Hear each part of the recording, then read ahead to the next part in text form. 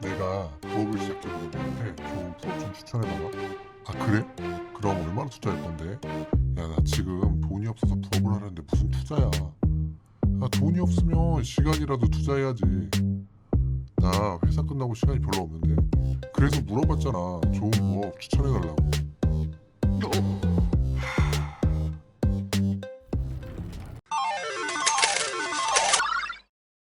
제 주위에 많은 분들이 제가 부업을 이것저것 많이 한다는 걸 알고 부업 관련해서 문의하시는 분들이 많아요. 그런데 부업 추천해달라고 하시는 분들의 대부분은 쉽고 돈 잘 벌리는 부업을 알려달라고 합니다. 네, 그런 부업은 이 세상에 없습니다. 쉽고 돈 잘 벌리는 부업이 존재하면 제가 그 부업을 하면서 아무에게도 안 알려주겠죠. 부업을 하고 싶다는 분들에게 저는 다시 한번 물어봅니다. 얼마나 투자하실 수 있으시냐고. 그럼 대부분은 부업을 하는데 무슨 투자까지 해야 하냐고 말씀을 하십니다. 네, 맞습니다. 대부분은 직장을 다니시는 분들이 부업을 하시고 싶어 하시는 것이기 때문에 그분들의 입장에서는 투자라는 게 맞지 않는다고 생각하시죠. 하지만 투자에는 재화도 있지만 본인의 시간도 있다는 걸 꼭 기억하셔야 합니다. 이 영상은 시간을 제외하고 본인이 가지고 계신 투자금만으로 이야기해 보도록 하겠습니다. 주업이 아닌 부업이기 때문에 한 달 100만 원을 버는 것을 기준으로 이야기해 보도록 하겠습니다. 자, 일단 자본이 없으신 상태에서는 자신의 시간과 노동력을 사용하는 부업을 하셔야 합니다. 배달 대행, PDF 책 만들기, 블로그, SNS 마케팅과 같은 노동력을 기반으로 한 투잡을 하셔야 합니다. 노동력을 기반으로 하는 것도 두 가지로 나눌 수 있는데요. 하나는 노동하는 즉시 돈으로 연결되는 형태, 나머지는 노동하는 것이 쌓여야 돈이 되는 형태가 있습니다. 자, 예를 들어서 노동하는 즉시 돈이 되는 것들은 배달 대행, 대리운전, 알바 등 몸을 쓰는 것들이고, 노동하는 것이 쌓여서 돈이 되는 것들은 블로그, 쿠팡 파트너스, PDF, 책 만들기 등이 있습니다. 자, 이것에 대해서 자세하게 설명을 하면 말이 길어질 테니까 이 부분에 대해서는 나중에 다시 한번 다뤄보도록 하겠습니다. 자, 여러분들이 지금 당장 다음 단계로 넘어가기 위해서는 바로 돈이 되는 부업을 해야 하고, 쌓여야 돈이 되는 것들은 여러분들이 이후에 시스템을 만들어 가는데 꼭 필요한 것들입니다. 구매 대행은 해외에 있는 물건을 구매자가 구매한 것을 다시 구매하기 때문에 적은 자본으로도 부업이 가능합니다. 대략 수익률을 20%라고 했을 때 100만 원을 벌기 위해서는 한 달 500만 원의 매출이 나야 합니다. 그리고 구매 대행 같은 경우에는 구매를 해외에서 하기 때문에 대부분 카드를 사용하고, 카드의 특성상 구매 시점에서 한 달 정도 지나야 돈이 빠져나가기 때문에 쿠팡을 제외한 다른 오픈마켓에서 진행을 하게 된다면 100만 원 미만으로도 부업이 가능하긴 합니다.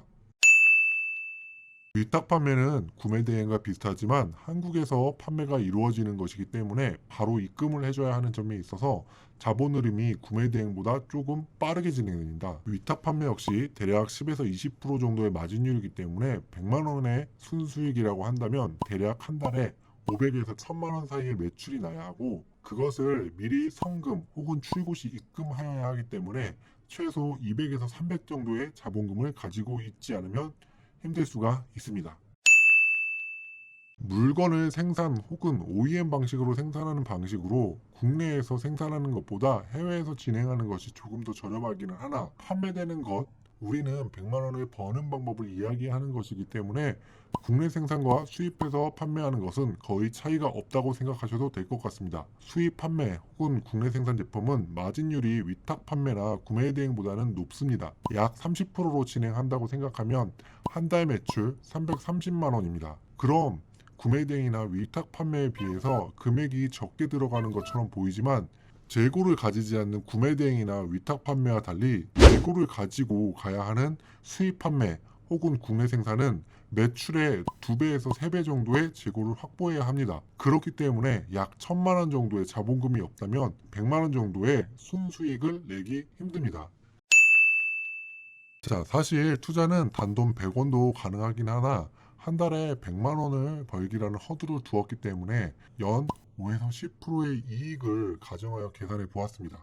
연 5에서 10%의 중간값인 7.5%를 계산했을 때 한 달에 약 0.6% 정도이고, 그럴 경우 종잣돈 1억 6천만 원 이상이 필요하게 됩니다.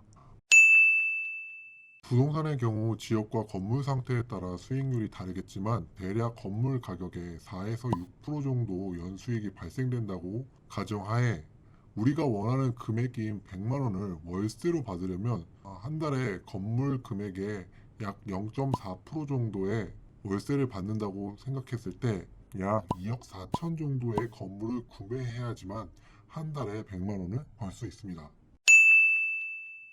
저축은 금리에 따라 다르긴 하지만 세후 약 2에서 3% 정도의 이자가 붙는 것으로 생각을 했을 때 가장 돈이 많으신 분들이 가능하십니다.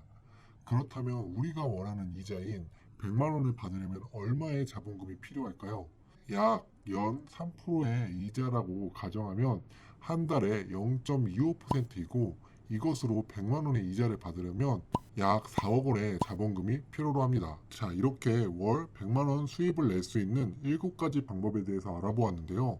사실 여기에는 부동산 시세 차익이라든지 투자를 했을 때 생기는 리스크라든지 세금 등의 복잡한 해법은 빼고 될 수 있으면 쉽게 설명하려고 하였습니다. 정말 단순하게 한 달 월 수입 100만 원을 더 벌려면 필요한 돈이 얼마나 되는지에 대한 비교를 써놓은 것이니 이것을 여러분들의 상황에 맞게 대입하시면 좋을 듯 합니다. 눈치가 빠르신 분들이라면 위의 설명을 들으시면서 이렇게 생각하실 겁니다. 돈이 적을수록 내 노동력과 시간을 많이 투자해야 하고 자본금이 많아질수록 내 노동력과 시간이 적게 투자가 됩니다. 결국 자본금이 적다면 노동력과 시간을 투자해서 점점 자본금을 쌓아가고 그렇게 자본금이 쌓여갈수록 여러분들은 쌓여가는 자본금으로 노동력과 시간을 줄이는 다른 부업을 찾을 수 있는 기회가 올 수 있습니다. 그러니 여러분들이 지금 당장 자본금이 없다고 좌절하지 마시고 차근차근 자본금을 모아야 하는 이유입니다. 여러분들의 성향과 투자금과 시간에 맞게 좋은 투자하시길 바라겠습니다. 저는 파인드였고요. 이 내용이 좋으셨다면 구독과 좋아요 부탁드리겠습니다.